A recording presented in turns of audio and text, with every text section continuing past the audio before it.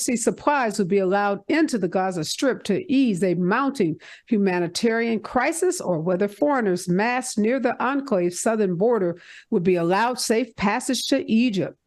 The Biden administration has grown increasingly anxious in recent days that Israel's enemies may seek to widen the war with Hamas by opening new fronts, a move that could compel the U.S. to enter the conflict directly with air and naval forces to defend its closest ally in the region. Federal prosecutors today squared off with former President Donald Trump over whether a gag order should be put on Donald Trump to restrict his often threatening statements about his federal indictment on charges of conspiring to overturn the 2020 election. Judge Tanya Chutkan in that federal court today did issue a limited gag order preventing Donald Trump from making disparaging comments about the court staff, the prosecutors involved in this case, and any potential jurors. However, Trump is allowed to continue to make whatever comments he chooses against Joe Biden and the Department of Justice. It was a very contentious hearing where Donald Trump's lawyer went toe-to-toe with the judge, oftentimes the judge having to remind him to take the temperature down, and at one point said she believed the lawyer was talking to his client, i.e. Donald Trump, more than he was talking to the court. This is the second gag order placed on Donald Trump in the last 2 weeks by two different judges. Climate Power, a very powerful climate advocacy group, says that they are going to spend $80 million on ads to aid Joe Biden in his presidential campaign. The organization says that the lack of awareness and understanding of Biden's record on environmental issues is hurting him in the polls.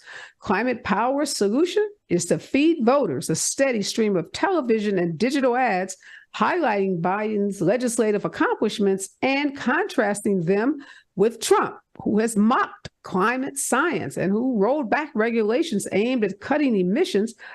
He also promised to be a booster for the oil, gas, and coal industries. And Climate Power wants the voters throughout the country to recognize these differences. The House returned to Washington today with no speaker and no apparent solution in sight to the Republican feuding that has left the post of speaker vacant and the chamber paralyzed for nearly 2 weeks. Now, Ohio Representative Jim Jordan, who has emerged as the likely speaker, says he is just short of 10 votes before he hits that magical number of 217. He says he anticipates a vote happening on the floor tomorrow, Tuesday, and that he will become the next Speaker of the House. If that does occur, it will be unprecedented to have someone like Jim Jordan, who has no substantial legislative record and who at one point was considered a fringe member of the Republican Party, and let's not forget, someone who has been supportive of the big lie as it relates to Donald Trump claiming that the 2020 election was stolen. And Republicans score a big win in Louisiana. It's Attorney General Jeff Landry, a Republican with strong ties to Trump, won the state's gubernatorial race on Saturday night. He beat the Democrat in that race by nearly 25 points. And President Biden has brought in $71 million in this third fundraising quarter of the year, giving him a significant advantage over the current Republican field. Trump raised $45.5 million, and Governor Ron DeSantis a mere $15 million. And Mike Pence is said to be in serious financial trouble as he continues to try to win the GOP nomination for president. And lawyers representing thousands of families separated at the southern border during a Trump administration crackdown have reached a settlement with the federal government that enables the migrants to remain in the U.S. and apply for asylum, putting them on the path to permanent legal residency. This agreement concludes years of negotiations that were part of a class action lawsuit to address the harm inflicted by families or on families who were separated in 2017 and 2018.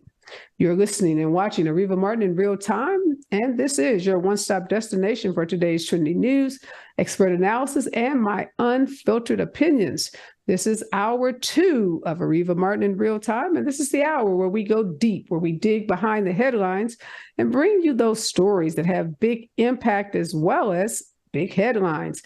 And today we're talking about the dangers of ring cameras and how white folks in wealthy communities are using ring cameras, and oftentimes their calls to police or alerts to the police as a result of activity may be seen or picked up on their ring cameras is sending police to Black neighborhoods. In this hour, we're going to talk to a reporter that broke this story, a professor of journalism at the City College of New York, and the director of investigations, for the Electronic Frontier Foundation. We're going to talk to both of them about what is causing ring cameras to send police to Black neighborhoods when they are involving the homes and residents of wealthy white residents. Stay with us, KBLA Talk 1580. Follow the leader. KBLA Talk 1580. Follow the leader.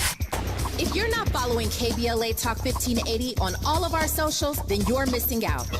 Download our app and find us on Facebook, Twitter, Instagram, YouTube, and on the web at KBLA 1580. That's right. Again, you can find all of our socials at KBLA 1580. We've got a lot to talk about. By the way, if you miss any of our weekday shows in real time, you can always catch up by checking out the podcast of your favorite shows at your leisure. At KBLA Talk 1580, we've got your black. Follow the leader. Following the leader. Oh my God. Follow the leader. Follow the leader. Follow the leader. Follow the leader. Follow the leader. Gotta stay fresh, my house shot with a rest bar,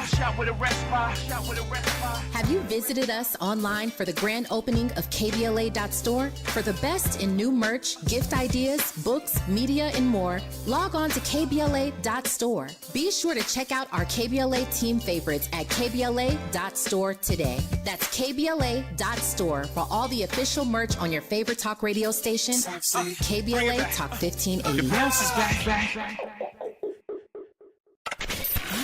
We've got a lot to talk about. Are you interested in catching up on all the latest entertainment news, trending topics, and exciting interviews? I got you. Tune in to The Raw Report with Robin Ayers, Monday through Friday, 6 to 7 p.m. I'm your host, Robin Ayers. Join me every weekday with some of the best entertainment contributors in the business as we break down what's going on, who's got next, and what not to miss. Only on The Raw Report with Robin Ayers. Unapologetically progressive. KBLA Talk 1580. We've got your black.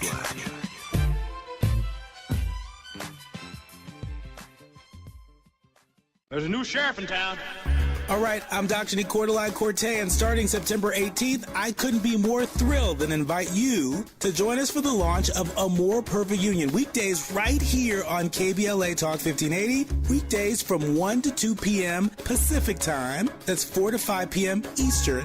A More Perfect Union promises to deliver national news of consequence, informed opinion, and analysis beyond the headlines. As KBLA Talk 1580's chief national political analyst, every day you can expect your daily dose of political news of consequence. If you're looking to be engaged, enlightened, and empowered to be a part of the solution to issues related to national politics, elections, identity, culture change, and social justice, A More Perfect Union was designed for you.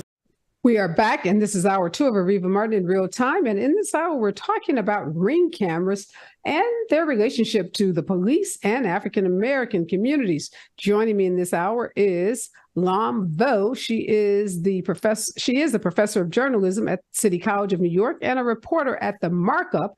Also joining us is Dave Maass. He is a director of investigations at the Electronic Frontier Foundation and head of the Atlas of Surveillance Project. Welcome, Dave, and welcome, Lam. Let's start with you, Lam. You broke this story. So tell us what led you to, what was the impetus for you to even do an investigation on these ring cameras, and what did you find as you were doing your investigation? Thank you so much for having me. So I was interested in this because we all know what social media is like. If you've been on Nextdoor or Citizen or Neighbors, which is what the story is about, the social platform that's part of Ring cameras, you notice that there's a certain way in which people tend to speak about, let's say, Black and Latinx folks on those platforms. And when I found out that Ring, the camera system that owns Neighbors, the social platform, works with police, I really wanted to see what kind of information is being sent to police. And so we looked into, there are 2,604 police departments across the country that currently have special access to Neighbors, which is the social platform that's attached to Ring doorbell camera users. If you own a Ring doorbell, you can see something suspicious, so to speak, and then put it onto that platform. And whenever you put something on that platform that is considered a crime, it gets automatically forwarded to a police officer who might have signed up for that particular service. And so imagine a lot of people who are kind of like looking at their camera footage and see something suspicious. Sometimes that kind of like language can be code for a lot of racial bias. Who does belong and doesn't belong in a neighborhood? And now take all of this information that is being posted on these social platforms, oftentimes people talking about homeless people, people talking about Black folks in their neighborhood, people talking about Latino folks in the neighborhood that quote unquote don't belong. And now imagine all of that information being forwarded to police officers and sergeants. We found 13,000 of these alerts that were forwarded to LAPD. And we found that some of these police officers or detectives and sergeants, one or two had 10,000 emails that were crime alerts in their mailbox, being inundated with this kind of information about supposed crime that is posted by people. And all of us know that these social media platforms are not the most reliable platforms for information, especially not about the neighborhood. Let me ask you this. If you live in a particular neighborhood and you post about your crime, does the alert go to police that are also in your neighborhood, or it goes out citywide to all police? So it depends on what the police officer chose. Ring courted LAPD very early on and brought on and trained them up according to emails that we found through public records requests. They were helping them navigate the system. So if a police officer wanted to have a bunch of different alert zones, they're called alert zones. If they wanted to just get a lot of information, they would. If they wanted to go into specific neighborhoods, they could select that too. So it's really up to police. So there's no geographic connection between, so if I live in, say, Beverly Hills, and I'm making a report of some suspicious conduct, a police in, downtown LA could get an alert about that suspicious behavior in Beverly Hills? If they were signing up for that zone, yes. Okay, and then in your investigation, what would that police do? Because obviously the police that's in downtown LA doesn't have jurisdiction over a crime that's happening in Beverly Hills. So what would happen? So two things are important to know about the story. Imagine you being constantly told over and over again through social media that Black people don't belong in a certain neighborhood. And then you might, over time, internalize that into your way of understanding the neighborhood, right? The second thing that's really important is that they hear disproportionately from people who are white. So there's been a few studies that were done. People who are richer and people who are whiter tend to post more on these social platforms, which means that the community that police hear from, if they're using the service, is disproportionately white and richer. And so imagine them thinking about who is the community that they're serving, what are the needs and what are the concerns of that community. Those are the kinds of messages that they hear. So they might be using it to do investigations, but most of the time it's just something in their inbox that kind of keeps on coming in and keeps on bringing in thoughts that oftentimes have a lot of coded racial bias in them. So Dave, jump in here. How much do people know about this when they actually purchase these cameras? And then are there any, warnings given to you when you walk on someone's porch or you come to someone's house that you're being recorded? Like, what are there any, requirements that you notify people that they are going to be recorded and that their information could be sent out to these police through these alert zones? Well, this is really, comes down to Ring being a company, and they want you to get as invested in their program, their software as possible. So when you buy a camera, they're promoting it at you. If you register your camera, they're going to, send you promotional emails to try to get you involved in neighbors. As far as, whether you would know, I mean, if you know what a Ring camera looks like, then that's basically it. Maybe there are some people who have taken the extra step to add a, you're being watched right next to their beware of the dog sign, but that isn't necessarily common practice for a lot of people. So I think that a lot of people see these doorbells and they don't notice they're there, and so they're showing up on video. But it's not even just that. You don't have to go up to somebody's door. I mean, these cameras, and they're not just cameras, they're cameras and microphones. So these cameras are capturing things out on the street, kids walking by houses. It can pick up conversations for dozens of feet, so it might listen to people. And then it's, people are, like Lom said, people are getting this these very aggravating push messages, and it's getting them wound up, and they're internalizing it psychologically, getting addicted to this app like they would anything else. But also, remember, Ring will be pushing to people's phones as well anytime somebody walks by their house. And so that also can be addictive. And then that's where you start seeing people reporting stuff more to the neighbors app, pushing out anything that they see as out of the ordinary, as suspicious, or just taking out their aggression on people they don't know. Are there any regulations? So you just said you can have a Ring camera on your door and it literally can capture people walking down the street. It can record conversations. Now, obviously, you probably don't have any reasonable expectation of privacy when you're walking down a public street in a neighborhood, but it just seems like this is a whole lot of surveillance taking place of individuals by non-trained personnel, right? So I don't have any training in, how I protect someone's privacy rights or constitutional rights to privacy. I just stick a camera on my door and now have all this footage of people, some who are visiting me and some who are not. I mean, absolutely. I mean, we're seeing a merger of the police surveillance state and the sort of citizen, and put that in big quotation marks there, the citizen surveillance state, where police are leveraging their average person, or often the average white wealthy person, to help build out their surveillance network. Now, regulatory wise, there are some states where you are required to put up a sign, or some cities where you might be required to put up a sign if you're recording something. There are definitely some laws out there about where you can record audio, but you're right. The expectation of privacy walking down the street can be somewhat limited. Now, that said, I have seen dentists' office inside of buildings put a Ring camera out front, and I certainly feel at least like I have an expectation of privacy when I'm walking into my doctor's office. Why? Just curious. Why dentists? I mean, what are dentists concerned about? I don't know, Areva. I'm not a dentist. Definitely a much more lucrative. It just kind of struck me okay, is there something going on in the dentist's office that we need to be aware of?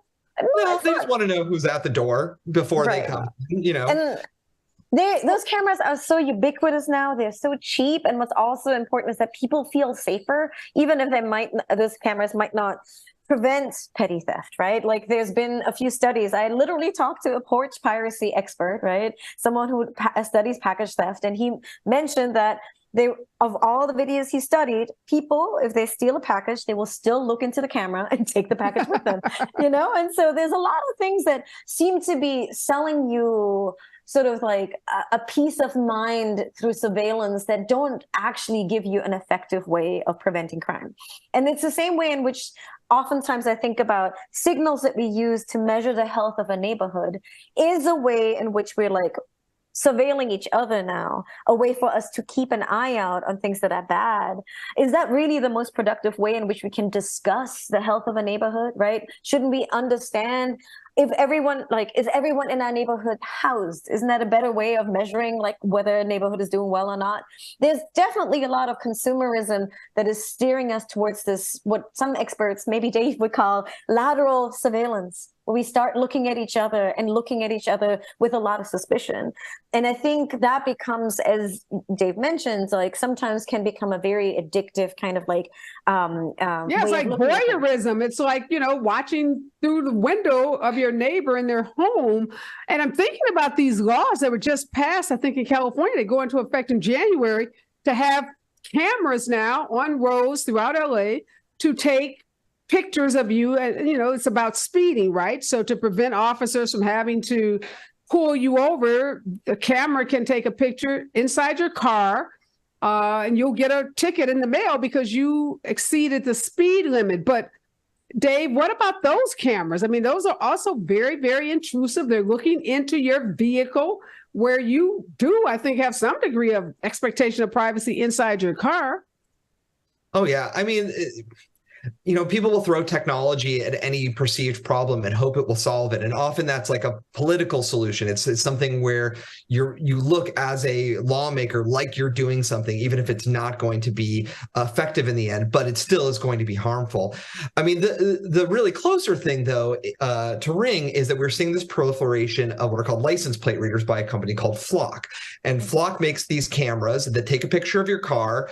It fingerprints your car. That's what they call it. The make, the model, the color, does it have damage, does it have bumper stickers, but it also grabs the license plate. And the company that sells that didn't start with law enforcement, really. They started with homeowners associations, going into places saying same exact concept as Ring, like we can only sell our technology to so many police departments in the United States, so let's go after people and let's convince people that things are scary in the world and you can solve this with consumer electronics. And that's how they get this market share. But one of the interesting things about surveillance technology across the board is that we see two different kinds of disproportionate impact. Oftentimes it results in commercial businesses, high-end retailers, white communities, wealthy communities, homeowners associations with like gated communities, all see this like additional benefit of that law enforcement is going to respond to them more often because law enforcement has more data from these cameras and these license plate readers and Ring. But then the other side is that it has a disproportionate negative impact on communities of color who police and certain communities perceive as more likely to commit crimes when really they aren't. Yeah. So I'm thinking, so this Flock, Dave, homeowners associations buy it. So now if a car comes in the neighborhood that they don't recognize, they now have the fingerprint, as you said, of the car, the make, the model, the license plate. What do they do with it? So sometimes, yeah. Go ahead. Jump in. And it's similar. I did a story about how package theft became a felony in 13 different states. And the ways in which this kind of partnership happens is that the police might want to investigate a particular thing, and then they go to the neighborhood and they're like, can you give us that footage? And oftentimes people will do that. They're like, sure, I'll help out. And so what's interesting is that there's this consumer like deputization that's happening. Think about the idea of like, I think informally, sometimes I would talk to my editor about this as a snitch network. It is the automated way in which a lot of this kind of like talking to police, supplying police a lot of information is suddenly put into a much more streamlined, hyper-engineered sort of platform. And that is really, really important to kind of consider. We have an old dynamic that has existed for a long time. A lot of homeowners associations, people who are generally more wealthy, generally whiter, working with police, but now we have technology speeding that up and making it much more efficient. And that's what Neighbors did. This is what Flock Safety did, as Dave mentioned. And that's what so many other companies are kind of like in the market for as well.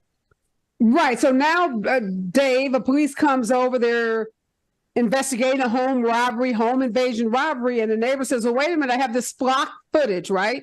I can show you every car that came in the neighborhood, for the last week. Is that how they're using this data from Flock, this car fingerprint? All right. So with Ring, I'm going to talk about Ring and Flock because they're very similar and they have integration through another company that I'll talk about. But what will happen is if there's a crime, maybe the police come and ask for everybody's Ring footage, or maybe they just do it digitally and they push a notice at people asking for them to share their footage. With Flock, sometimes the homeowners association will give live access to police. So police are just getting that data flowing into their office. But then there's a new product, and Lum and I are actually at a police chiefs conference right now. And one of the big vendors there is a company called Fusus. And what Fusus offers is for everybody to share their cameras live with police. And it feeds into what's called a real-time crime center. Imagine this like high-tech room with computer, TV monitors everywhere. They're able to watch live footage. Ring is one of the products that is compatible with this system. So if you're a homeowner, you could register your camera with them and say, yeah, please turn on my camera whenever you want. Look through it whenever you want, which I feel like is a very unwise thing to do. I don't think you should give anybody, let alone a police officer, the keys to your home. You should not give a police officer your passwords to anything that you own ever. If that's the one thing you take away from this interview, do not give police your passwords to anything. No, I'm sitting here thinking like, does Ring do so? It's going to know, like you said, in real time, everyone that comes to your house, recording these conversations. We already know your smartphones can be recording conversations and all the subpoenas and issues that are happening now around police getting folks access to their smartphones because perhaps you've been talking about a crime you were going to commit and it's gotten picked up on your phone. It's gotten picked up on your, your Alexa that's in your house, that a contraption that you can tell to turn on your television and turn your temperature down is also recording you. There aren't any restrictions. I guess that's what's really concerning me, Lum. The police themselves are not regulating how much of this personal data footage that they're consuming, and there are no laws out there so far that we have talked about. Maybe that, when we come forward, you can, share what may be happening at state legislatures around the country to regulate this. But I can see, this is such a slippery slope. Where is the end to this? And you are, in some ways, as you said, Dave, just inviting the police into your house, giving them unfettered access. And there's something called the Constitution that allows us not to allow the police into our house, not to allow them to have unfettered opportunities to search our homes. So I wonder, what the constitutional lawyers and ACLU type lawyers are thinking about all of this surveillance when we come forward and talk about how this surveillance may be, butting up against some of our most cherished constitutional rights. Stay with us, KBLA Talk 1580. We've got a lot to talk about. Race, culture wars, political turf battles, criminal justice and injustice, the courts. These are the conversations you won't hear elsewhere. My guests are leading journalists, celebrities, and sports figures, elected leaders, and influencers. They aren't afraid to get into it and say the quiet part out loud.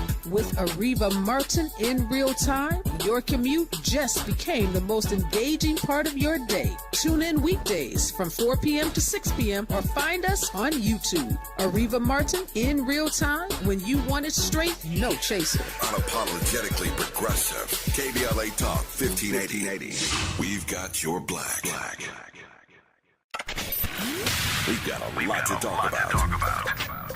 Hi, I'm Zoe Williams, a.k.a. the Voice of Reason, encouraging you to join me weekdays from 7 to 9 p.m. for the world's most intriguing relationship radio roundtable. Every night, I facilitate and encourage our loyal listeners to participate in the most engaging relationship discussions you'll hear anywhere.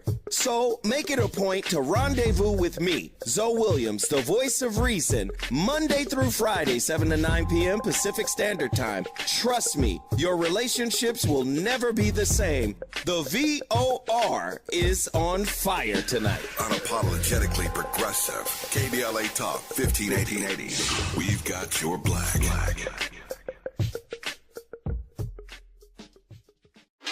Here comes the brand new flavor in your head. Race, social justice, sports, politics, art, music, culture. We do it all on the D.L. Hughley Afternoon Show. If you're not tuning in, then you are definitely missing out. It's the D.L. Hughley Afternoon Show, weekdays from 2 to 4 only on unapologetically progressive KBLA Talk 1580. Like a brand new flavor in your head.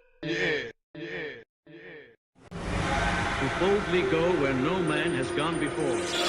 Boldly taking talk radio where it has never gone before. New vistas, new voices, new views, new visions, new victories, We're KBLA Talk 1580, and we're taking public media black.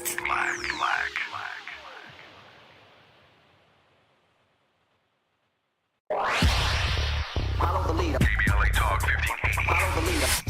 If you're not following KBLA Talk 1580 on all of our socials, then you're missing out.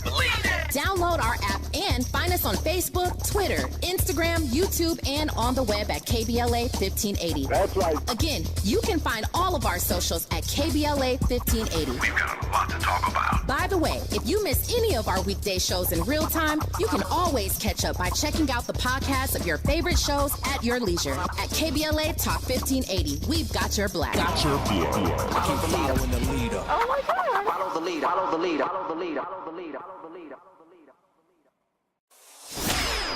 Gotta stay fresh, my house shot with a rest bar, shot with a rest bar, shot with a rest bar. Have you visited us online for the grand opening of KBLA.store? For the best in new merch, gift ideas, books, media, and more, log on to KBLA.store. Be sure to check out our KBLA team favorites at KBLA.store today. That's KBLA.store for all the official merch on your favorite talk radio station, KBLA Talk 1580. The bounce is back. We've got a lot to talk about. Are you interested in catching up on all the latest entertainment news, trending topics, and exciting interviews? I got you. Tune in to the Raw Report with Robin Ayers, Monday through Friday, 6 to 7 p.m. I'm your host, Robin Ayers. Join me every weekday with some of the best entertainment contributors in the business as we break down what's going on, who's got next, and what not to miss. Only on the Raw Report with Robin Ayers. Unapologetically progressive. KBLA Talk 1580. We've got your black.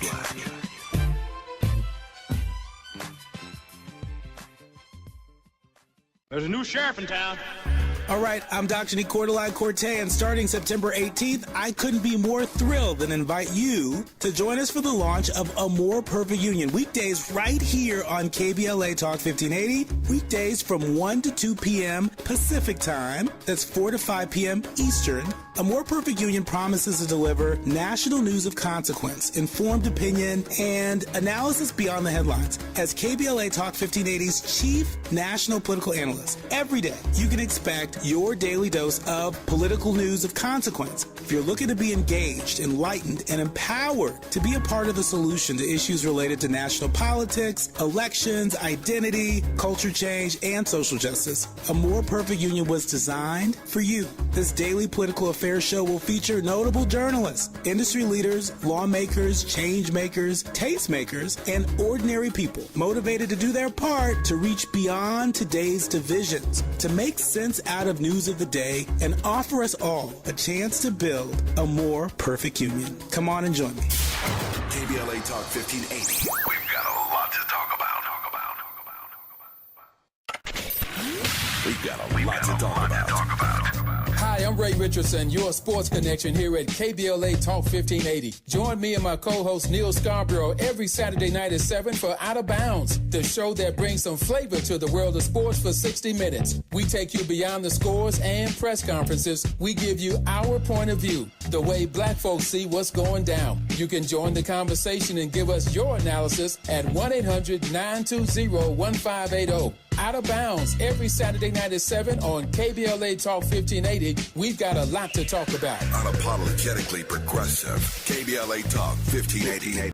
All right, we are back and we are talking with Dave Maass. He is the Director of Investigations, Electronic Frontier Foundation, and head of the Atlas of Surveillance Project. And also joining us is Lam Vo. She's a professor of journalism at City College of New York and a reporter at the Markup. And we're talking about the proliferation of these surveillance devices that companies are marketing not just to police departments, but to homeowners associations and to other groups, and how these devices are capturing otherwise private conversations, private moments, and then being shared. And now Dave is telling us that the technology is so advanced that not only can videotape be provided to police after the fact, but there are now efforts by some companies to make that video live and available in the arms or in the hands of police in real time. Dave, this is scary to me. I'm a civil rights lawyer, and I know the rights that people have in terms of allowing police into their homes. There's something called a search warrant, and there's something called probable cause, and there's, something called a magistrate judge that has to look over an affidavit that is sworn to by a police officer to indicate that there may be that there is evidence of some crime taking place in your residence to even allow a police into your residence and, to have access to your computer and to your phone. But yet this is kind of circumventing that, because what stops someone from turning their Ring camera away from the door and pointing it into a window in your house that maybe looks over into a window in someone else's house and captures someone in some kind of, criminal activity? And then the police are either watching it in real time because of this new company, or it's footage that's shared with the police. There's very, very little out there to prevent that, I'm afraid. And so I wish I could alleviate your fears and we could all go back and have some tea at night and sleep soundly, but that's not where we are. We hear over and over again that the regulatory landscape, the legislative landscape cannot keep up with how fast technology is being developed. And the companies know this. Like, they just love looking for like loopholes in the law and figuring out what technology they can introduce that police can use to invade people's privacy just because there isn't a rule against it yet. Like, it's like, there's no rule to do it. As opposed to like, let's look at our democratic principles in the society. Let's look at how privacy is a value. California, it's part of the state's constitution that you have a right to privacy. But people aren't thinking about it. Like, what can we get away with? And can we get far enough along with it that when lawmakers try to do something about it, that we can come in and be like, no, you hate the cops. Oh, you hate public safety. Why do you love the criminals? And then politicians get too scared to rein it in. So, Lam, in your research for this article that you wrote about Ring and social media site Neighbors, did you talk to any legislators, or, are you aware of any efforts to arrest some of this? No pun intended, but just to, pump the brakes, because this is scary stuff. I think the hemming and hawing that I get from lawmakers when I speak to them about privacy is like, well, there's no reasonable expectation of privacy because this is out there. And I think one of the things that I'm really excited or interested in exploring more is the idea of the stewardship of this data. What happens when it gets pushed from one place to another, and how does it get recontextualized? And I think there's two players. I hate doing just like doomsday kind of like journalism and making people feel really desperate. So there's two things I want to give people is you can fight capitalism with capitalism, right? Number one, there's the idea of you putting pressure on these companies.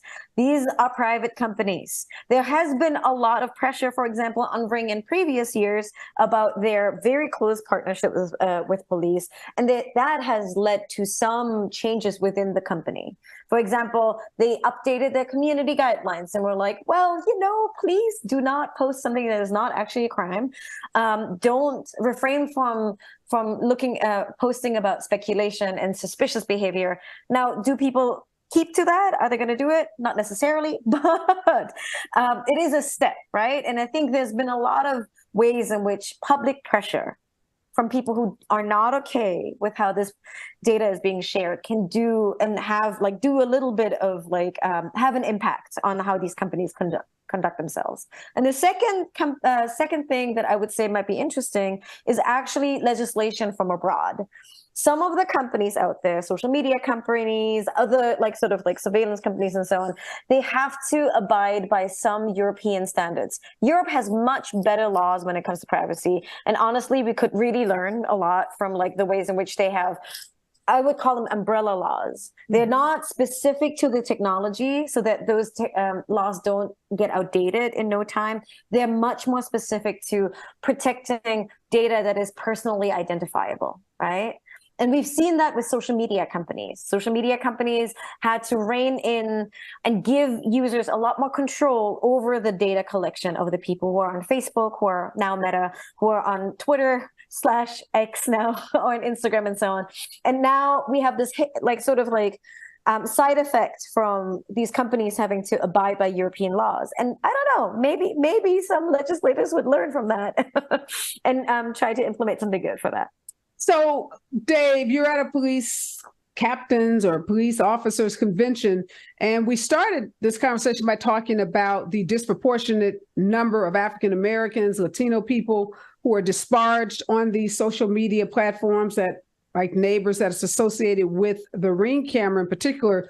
And these, becomes a form of racial profiling. I've had clients contact me saying that, their neighbor is, posts these really outlandish things about them when they're just doing ordinary things like gardening in their backyard or watering their lawn. And the neighbor, goes on one of these platforms and talks about them as if they are somehow a criminal or, an intruder or someone that doesn't belong in that neighborhood. Have you seen any technology that's trying to address what has essentially become, for a lot of these sites, racial profiling by neighbors of people of color? And again, taking very innocuous activities that people of color are engaged in and somehow elevating that to suspicious conduct, suspicious behavior. So I don't want to say that there was nothing there, but I can say that I don't think I saw anything. There were definitely panels that tried to address issues related to racial bias in policing and how you deal with your community, how you recruit more Black officers, that sort of thing.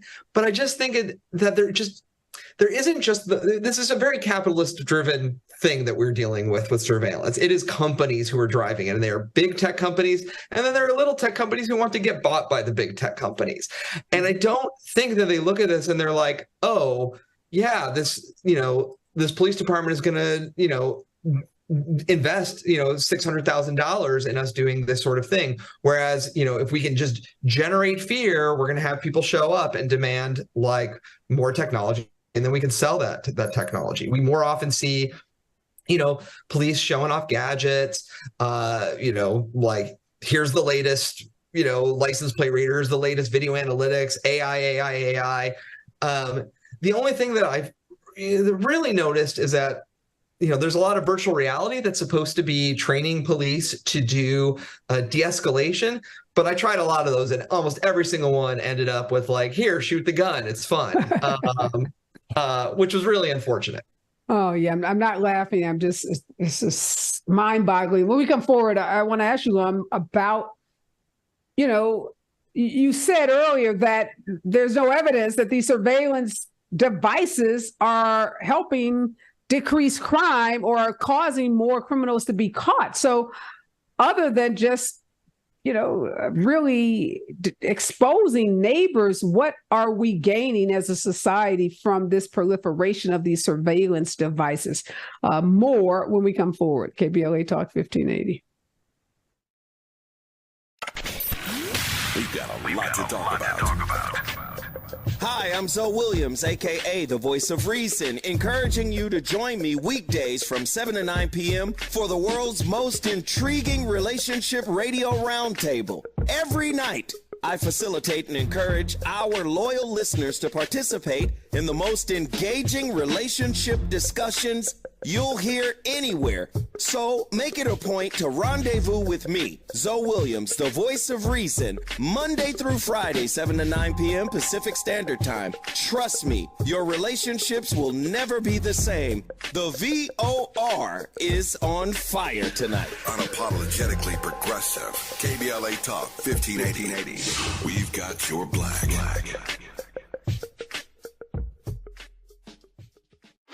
Here comes the brand new flavor in your head. Race, social justice, sports, politics, art, music, culture. We do it all on the D.L. Hughley Afternoon Show. If you're not tuning in, then you are definitely missing out. It's the D.L. Hughley Afternoon Show, weekdays from 2 to 4 only on unapologetically progressive KBLA Talk 1580. Like a brand new flavor in your head.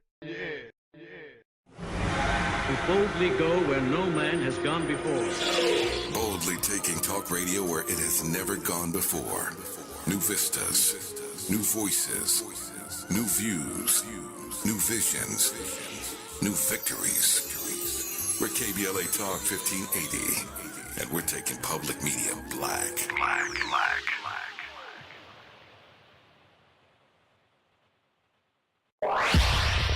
Follow the leader. KBLA Talk 1580. Follow the leader.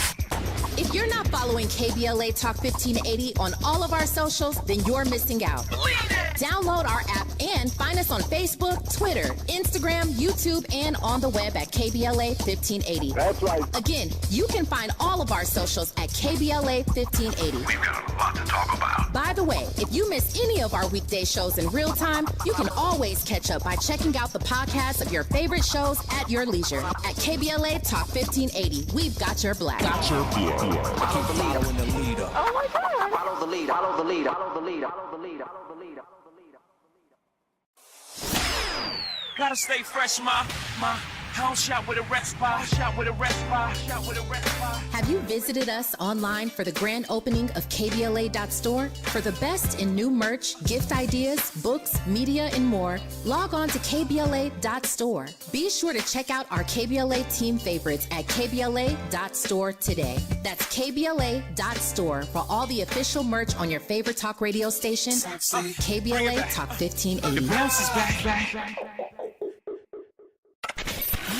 We've got a lot to talk about. Are you interested in catching up on all the latest entertainment news, trending topics, and exciting interviews? I got you. Tune in to the Raw Report with Robin Ayers, Monday. We're back with Professor Lamvo, who's also a reporter at the Markup, and Dave Maass. He is our surveillance guru, and we're talking about all of the surveillance that consumers are purchasing, surveillance devices that consumers are purchasing that allow police to have a real bird's eye view of what's happening in your home and in your neighborhood. So, Dave, you use the word capitalism a lot throughout this interview because obviously these are private companies that are charging. I assume, is it like a monthly fee, or do they sell the technology to police? How are they monetizing these devices?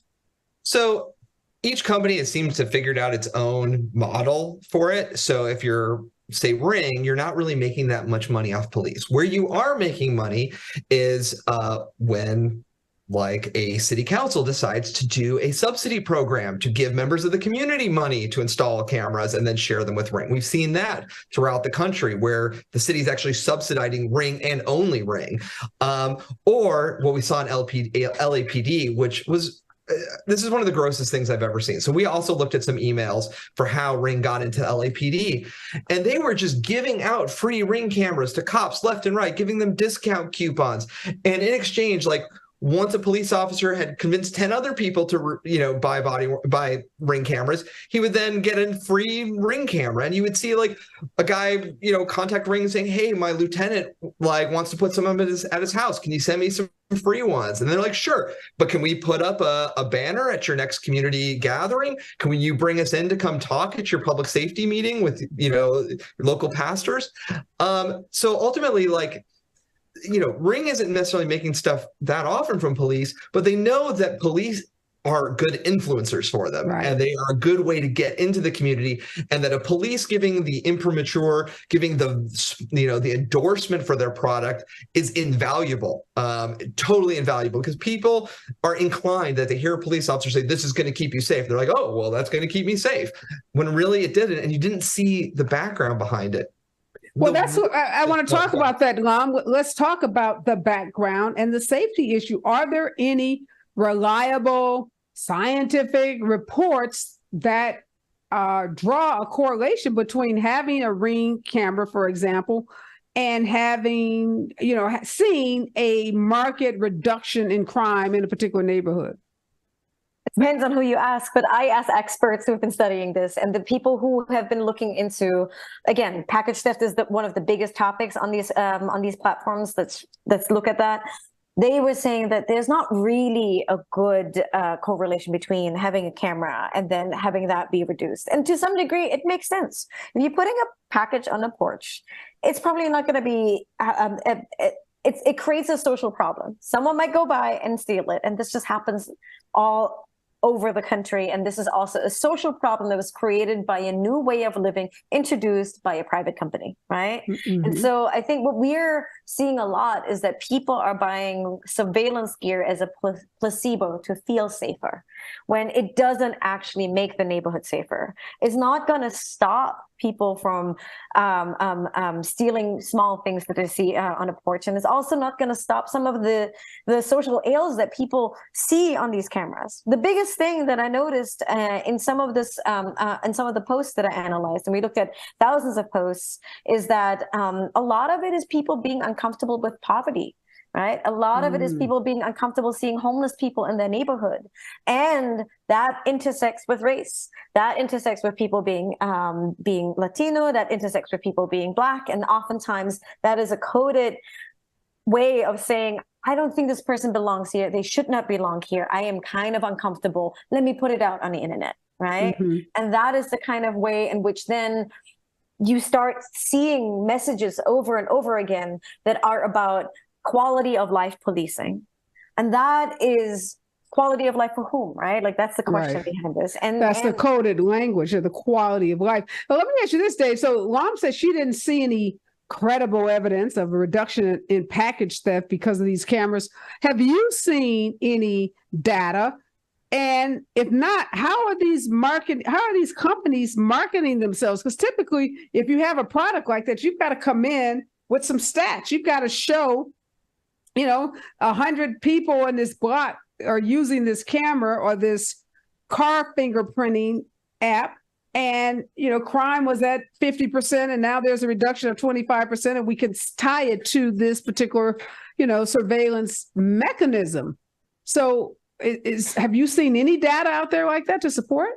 I mean, have I seen press releases from a company interpreting the data in the way that makes it look in the best light? Yeah. I've seen companies say, there was like a reduction in crime in this area, and then implying that it's because of their technology that's why crime went down, ignoring that crime is going down everywhere. Or, and they're never going to put out a press release that says, oh, crime stayed the same or crime got worse, because ultimately crime is affected by a whole bunch of other factors that have nothing to do with surveillance. But data is really bad when it comes from police about, what's a crime and what's not a crime. Because, at the end of the day, there are a lot of communities that don't feel comfortable calling the police when crimes have happened, and they're always going to be undercounted. Right. But just sort of anecdotally, in my lifetime, I don't feel like I've heard anyone say, wow, crime is a lot better these days. I feel so much safer. And yet technology more and more entering our society. And every time there's a new crisis, now the thing is sideshows. That's a really big thing. Last year it was flash mobs at retail stores. There's always some new thing. What's a sideshow, Dave? Oh gosh. I've never seen one myself. It's never appeared, but it's, bunch of people converge on an intersection and do some crazy driving. I'm not an expert in this. Yeah, I was just curious. Cops combine. Yeah. It's like the new fear thing. Where I live in Reno, this is a big thing. People take over an intersection, do donuts. I feel like I'm going way off topic. No, I get it. I get what you're saying. But let me ask you this, have Black residents, how are Black residents responding? Because I've had clients in my office, my law firm, come in telling me that they've been targeted by their neighbors, that their neighbors are, posting all of these salacious and false statements about them on some of these surveillance social media sites. Have you seen Black residents sue or protest or, take any action to push back on this racial profiling that happens on some of these sites? What's really sad is that I think the people I talk to, I just remember them telling me, well, it is what it is. We have no reasonable expectations of this. And a lot of people, I think in general, overall, people have kind of given up on their privacy, right? And then on top of that, oh, wow, racial discrimination from my neighbor, this happens. I'm just going to live my life, and I think I've seen a lot of this kind of resignation. I will say that there is a way of you feeling more empowered if you learn about the technology and can speak in that vocabulary and push back. And I think that's something that needs to be happening a little bit more. And that has to do with understanding also what is the system that they're plugging in, and how much more transparent could the police be about how many data sources they use. If people were feeling more empowered, maybe they would also speak up more. Good point. And so, David, let's try to end this on a positive note. I don't know if butterflies or bouquets are going to float past your face, but what's going on with, tell us, let me start over. Are there any positive ways that these surveillance cameras and apps can help communities, whether it's a community of color or not? Have you seen these surveillance, mechanisms be used in a positive way? Oh, that is such a hard question. The thing that comes to mind was in Vallejo, California, where they had applied image recognition technology, various kinds of recognition, not just image, but various artificial intelligence to try to analyze body-worn camera footage and audio to see if police were misbehaving, to try to catch police and identify people who were working against policy, maybe verbally abusing people. And it was very short-lived because the police union came and killed that program in Vallejo. And so it doesn't exist anymore. So, I'm sure if we dug deep, we might find the occasional case here and there where the existence of a camera exonerated somebody. But I would say that, on balance, for every case where you found somebody, prove somebody's innocence, there's probably 100 or 200 cases where somebody innocent was pulled into the criminal justice system because of surveillance technology. Well, we know there's some lawsuits pending now around this facial recognition by Black individuals who have been falsely arrested and accused because of, false, some falsity with respect to this facial recognition. We're running out of time, but I do want to give you the last comment, Lam. What should Black people and brown people in these neighborhoods know about this technology that perhaps they don't know? Leave us with a piece of advice. Find your community organization. There's one in LA called Stop Spying LAPD, and you can enforce your police department to give more transparency to them. And I think that organization, for example, gives a lot of advice on how to file your own Freedom of Information Act requests or public records requests, just to force people to reckon with the fact that this might be an intrusion into their privacy. I always like to think that people who are subject to something that is unjust are not without agency. And I think that's something that I would really love for people to take away from this. I love that. Get connected to an organization in your community. Find out about the prevalence of these surveillance cameras in your neighborhood, and find out how you can, find out how to recognize how your police department in your neighborhood is using all of this information. And if you don't like it, then say something about it, stand up, and perhaps, get your community involved, because you do need to have a say in this. And you do, as Lam said, have agency. Thank you so much, Lam and Dave. Great conversation, great information. Really appreciate the work that you both are doing in terms of raising awareness about this. This is definitely a topic more people need to know a lot more about. Again, thanks for your time. And the next voice that you hear will be Robin Ayers in the Raw Report right here on KBLA Talk 1580. Don't touch that dial. Thank you guys so much. We've got a lot to talk about. I'm Reverend Gerald, the life coach. Is someone you love struggling with addiction and mental illness? Is improving your family's health important? Want to leave a legacy that your family can grow? Are you ready to enhance your perception of life experiences? Then wake up weekends at 7 a.m. with Urban Family Focus and get the wisdom, opportunity, resources, and motivation to live your best life. Join the conversation on Urban Family Focus Saturday and Sunday at 7 a.m. Unapologetically progressive.